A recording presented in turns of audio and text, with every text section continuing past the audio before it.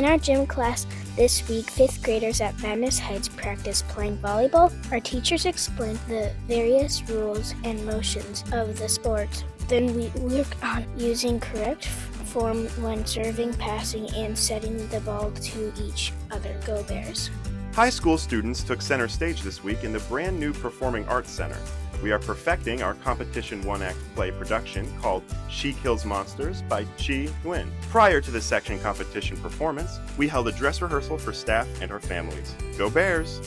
Our early childhood students at Tamarack Nature Center took part in a fun, hands-on activity today. They used 2 different colors of wool material to make a felted bracelet. This project goes along with our lessons about different fabrics and materials. It also helps students practice following directions and taking turns. Go Bears!